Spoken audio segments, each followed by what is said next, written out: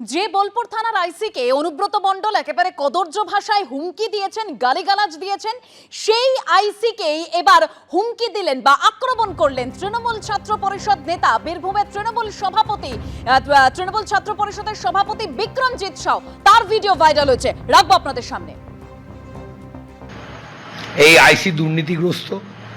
বোলপুর থানার আইসি প্রত্যেকটা বালি মাফিয়া, পাথর মাফিয়াদের সঙ্গে যোগসূত্র বজায় রেখে কাজ করে। এই লিটন হালদার অনুব্রত মণ্ডল নামক যে ব্র্যান্ডকে দমানোর চেষ্টা করে। লিটন হালদার একটা কাপুরুষ। লিটন হালদার বাপের বেটার দম হলে লিটন হালদারকে বলছি, বোলপুর থানার আইসিকে, যে তোমার যদি বুকের পাটা থাকে, দম থাকে, সত্যি কথাটা, তুমি বালিঘাট থেকে তুমি সাধারণ মানুষকে নিয়ে যে ছিনিমিনি খেলেছো বোলপুর শহরের, তুমি অনুব্রত মণ্ডল নামক শক্তিকে তুমি তোমার অপকর্মের মাধ্যমে দমানোর চেষ্টা করেছো। তোমার অপকর্মের মাধ্যমে অনুব্রত শক্তি দমে না। তুমি চেষ্টা করেছো এডিটিং করে তার ভয়েসটাকে তুলে আনার। তুমি চেষ্টা করেছো অনুব্রত মণ্ডলে একটা এডিটিং করে সেই ভয়েসটা মার্কেটে দেওয়ার। তুমি বাপে বেড়া, তোমাদের ওই দম থাকে লিটন হালদার, তুমি অনুব্রত মণ্ডলের এগেনস্টে, বীরভূম জেলা তৃণমূল ছাত্র পরিষদের এগেনস্টে এবং বীরভূম জেলা তথা সাধারণ ছাত্র ছাত্রীদের এগেনস্টে একটা এফআইআর করে দেখিও। তুমি জানো নিজে তুমি দুর্নীতি পরায়ণ, তুমি কত লোকের কাছে কতভাবে কীরকমভাবে টাকা নিয়েছো, তুমি তোমার নিজের ব্যক্তিগত সম্পত্তি কী করে অনুব্রত মণ্ডল তুলে দিতে চেয়েছিলে, সমস্ত তথ্য প্রমাণ আছে আমাদের কাছে। এই রেকর্ডিংটা যে অনুব্রত মণ্ডল প্রমাণ করতে পারবে, তোমার দম আছে? ছিলে তো ভাই সিআইডিতে, গ্যারেজ পোস্টে। তোমাকে দয়া করে দল আজকে এই জায়গায়, সরকার তোমাকে এই জায়গায় দিয়েছে। তোমার দরকার উচিত ছিল যে প্রত্যেকটা মুহূর্তে সত্যি সাদাকে সাদা, কালোকে কালো বলার। তুমি বলো নি লিটন হালদার, তুমি মূর্খ। তুমি যদি হবো তুমি ডালেলায় চলবে, তোমাদের শিরায় উপশিরায় আমরা চলি। লিটন হালদার, তোমাকে চ্যালেঞ্জ করলাম। তুমি একটা আইসি, তুমি একটা সরকারি কর্মচারী।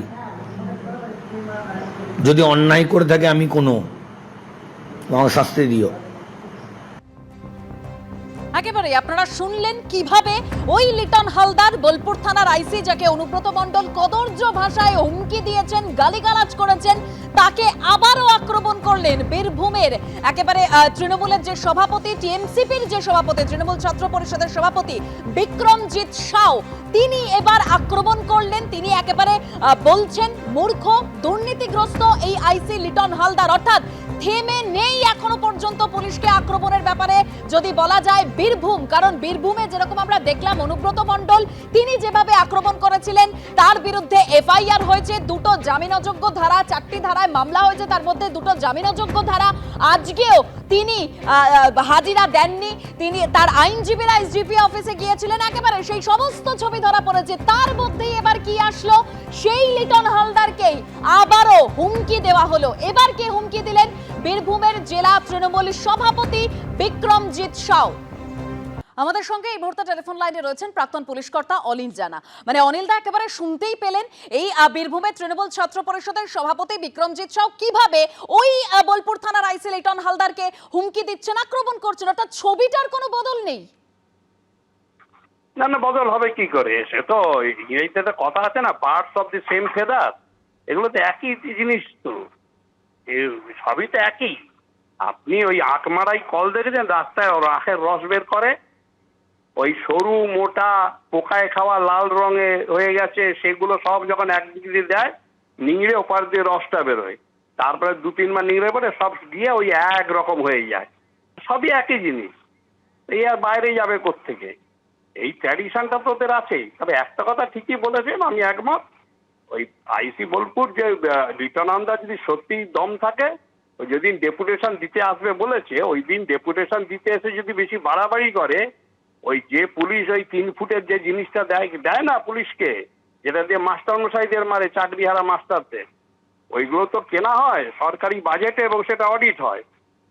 পাছায় 2টো দিলেই ঠিক ঠান্ডা হয়ে যাবে। এগুলো কিছু না, এগুলো কোনো মস্তানি না, কিছু না। এরা খুঁটির জোরে মেড়া নড়ে। ওই আছে মাথায় আশীর্বাদটা কি করেছে, কেষ্ট কি করেছে, এইটা যদি না বলতো, যে কেষ্ট হতো না, ও কলির কেষ্ট হয়েই ঘুরে বেড়াতো। ওগুলো কোনো ব্যাপারই না, এটা কোনো মস্তানি না, কিছুই না। খুঁটির জোরে মেড়া নড়ে, বাংলায় একটা কথা আছে, খুঁটি আছে তাই এদের আইডেন্টিটি আছে, নাহলে কিছুই না।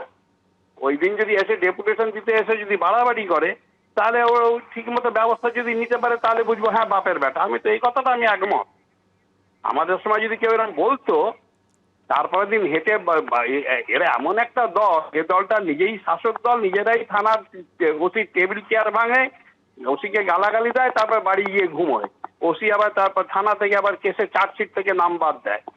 তাই জন্য তো এইগুলো পুলিশ এগুলো পেয়েছে। আমাদের সময় হলে ভেঙে চুরে গিয়ে বাড়িতে গিয়ে হেঁটে হেঁটে বাড়ি চলে যাবে, আর বাড়ি গিয়ে বাড়িতে ঘুমোবে, ভাবা যায় নাকি? হচ্ছে যেরকম মেনে নিয়েছে। এটা তো লিটন হালদারকে বলেনি, এটা সমগ্র পুলিশ সমাজে। অনুব্রত মণ্ডল যেটা বলেছে সেটা আপেক্ষিকভাবে দেখা যাচ্ছে যে লিটন হালদারকে বলেছে তা নয়, এটা সমগ্র পুলিশ সমাজকে বলেছে। অনেক ধন্যবাদ অনিল দা।